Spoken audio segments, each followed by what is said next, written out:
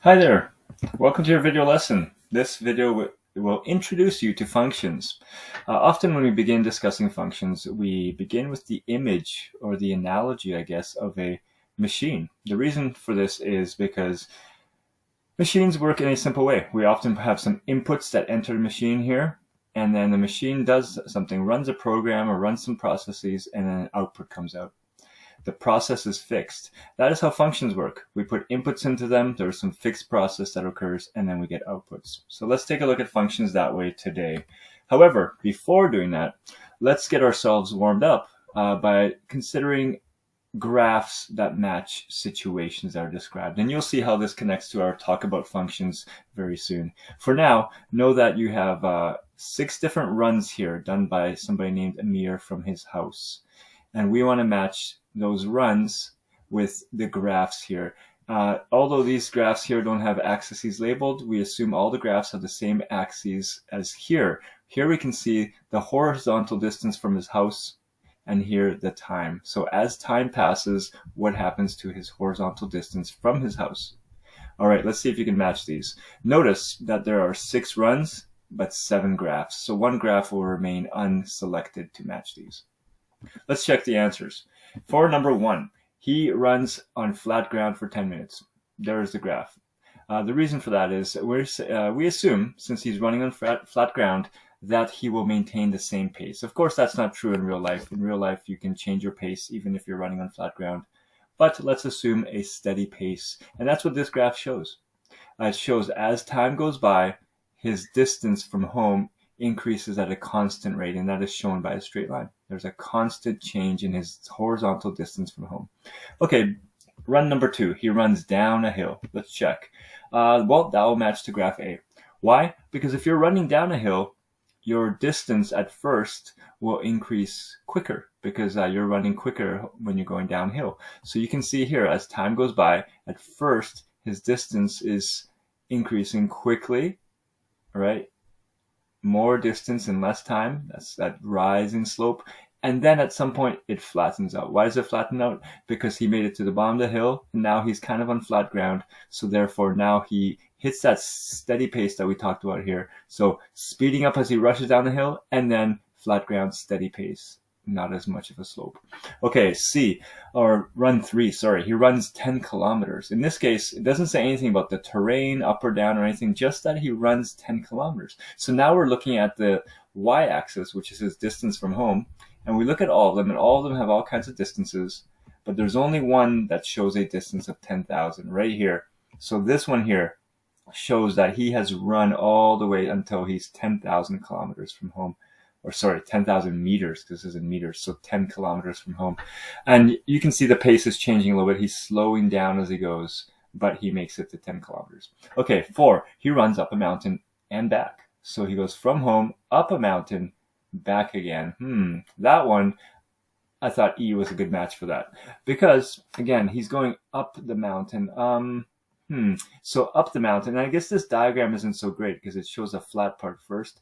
But anyway, if he's going up the mountain, his pace will slow down, right? And we can see that here. He's running really fast, so there's a big slope, and then less slope, because he's slowing down. Going uphill, you're going slower. So more time passes, but less distance from home is created here. So slowing down.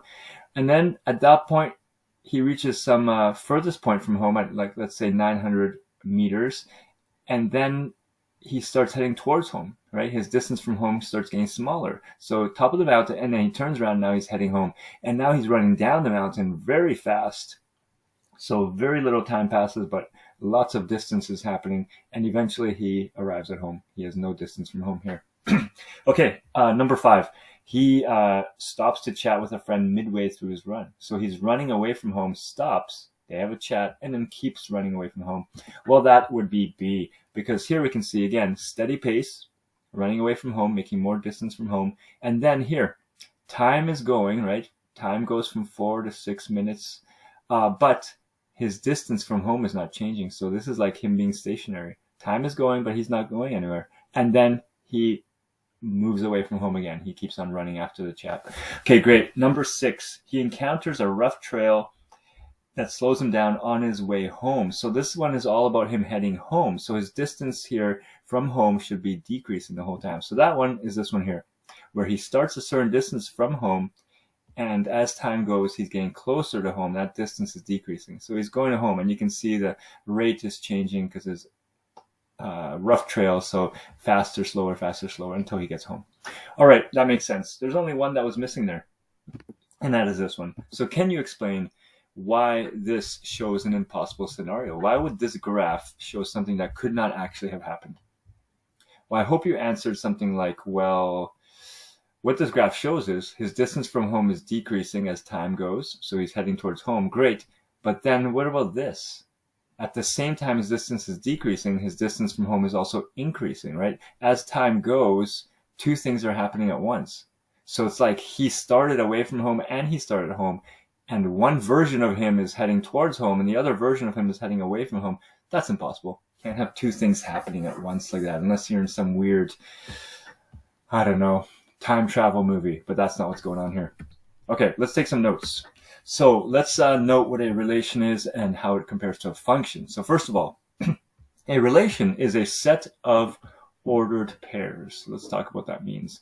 We have an example here. The following set of ordered pairs shows the relation between number of chocolates in a box and the price of that box. So this is a relation. Notice that it said relation is a set. So actually this is missing something and we should add it here. We're going to add these curly parentheses, which are in mathematics, those represent sets. So here we have a set of ordered pairs, and each of these is called an ordered pair. And again, it's said that these represent number of chocolates and price of the box. So 6 chocolates, that box costs $8 or euros. Here we have 12 chocolates, $12 or euros, etc. And here we have the best deal, I guess, 24 chocolates at $18 or euros. So these are ordered pairs. All right, relations can also be represented in other ways, not just as a set of ordered pairs. They can be represented in a table, in a graph, as an equation, in mapping diagrams. So let's take a look at what all these representations are. So here's our set again. Here's a table. We know tables. So number of chocolates, okay. So, let's go back. So this is a table, graph like this, equation we'll look at, and also mapping diagram you might be familiar with. So we'll take a look at all these ways here. So first, let's look at the table, right? Here is all our numbers of chocolates. So the 6, the 12, 18 here, like the first value in each of these ordered pairs. And here's the other value, the price of the box. Okay, so notice we should assign some names to these. These are called inputs, okay, inputs, and the ones here, like the y values, are called the outputs. Okay, so on a graph, simply we have one variable on one axis, one on the other. So again, like our x values or independent values here, here's our output, which are the dependent variables, okay, and we just plot the points. So two different ways to represent a relation.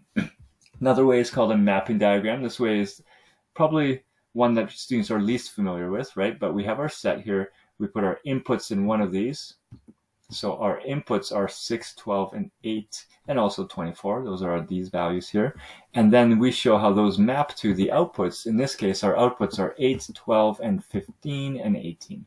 Okay, so these inputs map to these, and you actually draw arrows connecting the thing that matches the other one. So 6 produces 8. So think of the machine again. We put these inputs in the machine, and this tells us what comes out of the machine. So when you put a 6 in, you get an 8. When you put a 12 in, you get a 12. And when you put an 18 in, you get a 15 out. Okay, inputs, outputs, the arrows show which one leads to which one. All right, here are these again. And I said another way to represent a relation is to write an equation. Is there an equation we can write for this?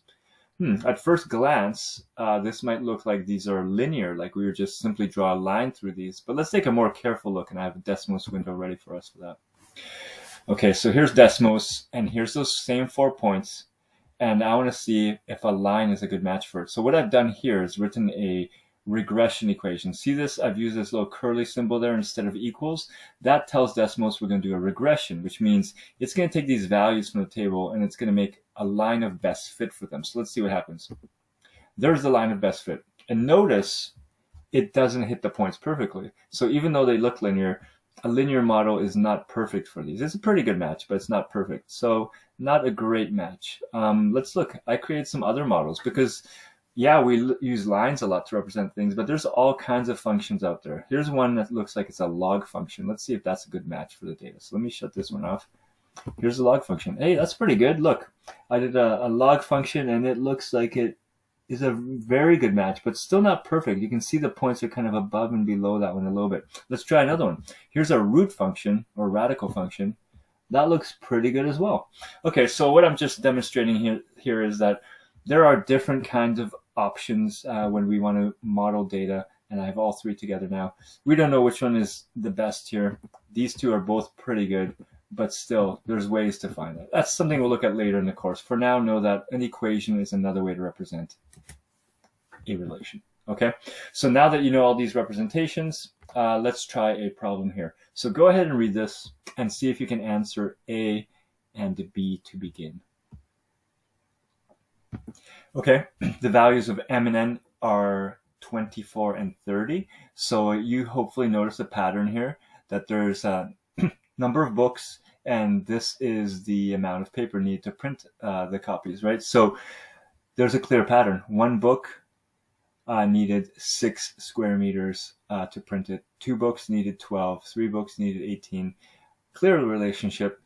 We can see that you multiply it by 6 each time. So that means M must be 24 and 30 because 4 times 6 is 24 and 5 times 6 is 30. Great. And in that way, then once you've established what M and N are, you can write your relation, and it's written here, set notation, and you can see 1 leads to 6, 2 leads to 12, and so on. Okay, pretty simple. Now, mapping diagram. Well, mapping diagram is pretty simple as well, right? We have the inputs, we have the outputs, we show which one leads to which one, and that's it. We have set A, set B, that's it, okay? Pretty simple, just getting warmed up with the idea of functions. But those were relations, and yes, I just said the word function. Let's talk about what a function is now. We need to master the difference between a relation and a function today. So, a specific type of relation where every element of the first set, or the inputs, also known as independent variables, is mapped onto one and only one element of the second set. Okay, there's a lot of words here, but basically what this means is when you have your inputs, each input produces only one output, okay? So each input is mapped onto one and only one element in the second set, so one output. So each input produces only one output. So take a look at these three. Which of these three do you think are functions, which are not functions, based on this definition? And then if you were to take one of these three kind of terms on the bottom and label each of these with it, which one would match which one? So which are functions, which of these terms applies to it, which are not, and which of these terms applies to those? And remember, one more time, function. Each input produces only one output. Let's take a look at the answers. So here are the two that are functions. Over here, you can see a 1 produces 2. 2 produces 2. 3 produces 2. Although all these inputs produce the same output, each input only has one output. Like 1 can only lead to 2 and 2 can only lead to 2. So this is a function by definition. And here I match the word or phrase many to one for that because many things lead to one thing. Here's the other one that was a function, this one here. 5 produces 7, 6 produces 8, 8 produces 10, 7 produces 9. Each one only leads to one output. It is a function, and this is one-to-one. We have a one-to-one relationship. The one that was not a function is this one here. We have 1 producing 3, 2 producing 5, 3 producing 7, but 6 produces 7 and 13. 6 has 2 outputs. That by definition, that is not a function. If one input has 2 outputs or more, it's not a function. And here we can say one to many. Make sure you absorb this solidly, because that's kind of the purpose of this whole video. Okay, so this one, let's go back to this one, that impossible scenario. Why is this not a function then by the definition of a function? Well, it's not a function because it's one to many. For example, the input of 4 minutes. When we say at 4 minutes, where is the runner? There are 2 outputs. Or at 6 minutes, where's the runner? Well, the runner is this many meters, 400 meters from home. And at 6 minutes, this tells us the runner is also about, 1,700 meters from home. There are 2 outputs, 2 y values for this single x value.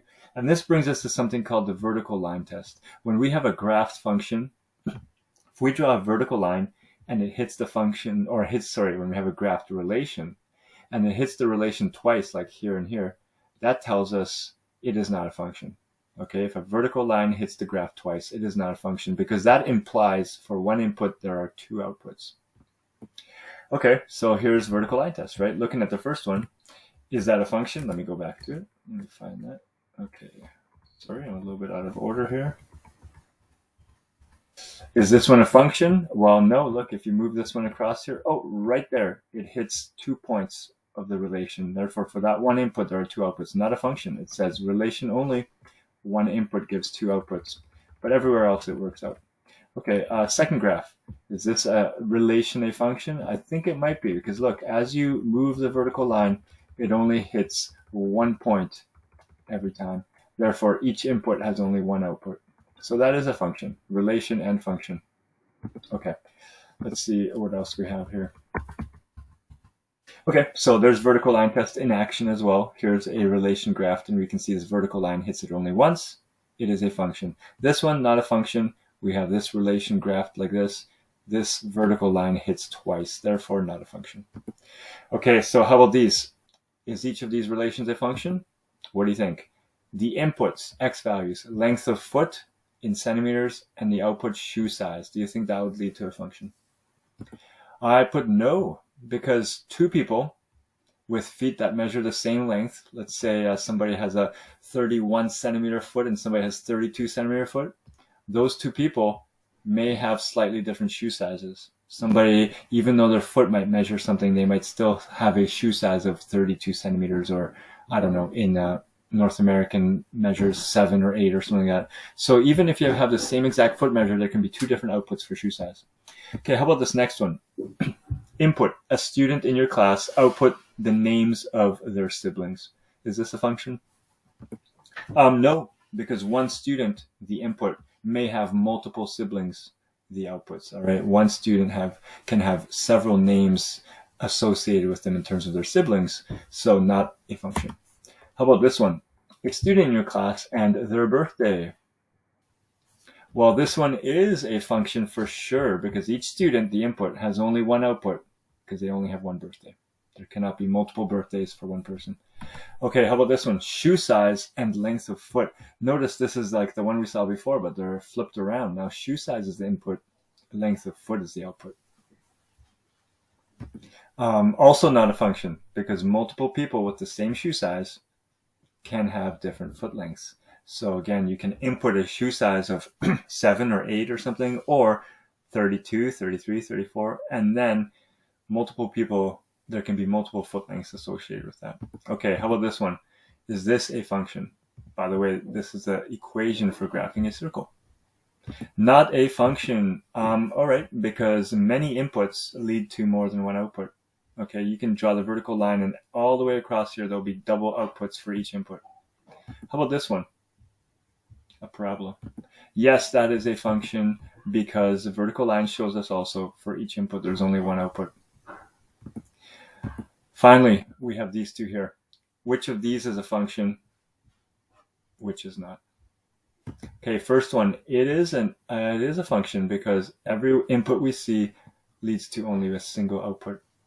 This one here, nope, we see a repeating input here, and there are two different outputs for that input. So 7 leads to 2 possible outputs, not a function. And finally, we'll end here. We have 2 mapping diagrams. Which one is a function, which one is not? First one, nope, not a function, because inputs 1 and 4 both lead to multiple outputs. You can see that here. One too many. And the other one, it is a function. Each input leads to only one output. It's a 1-to-1 function here. Great job. We'll see you soon.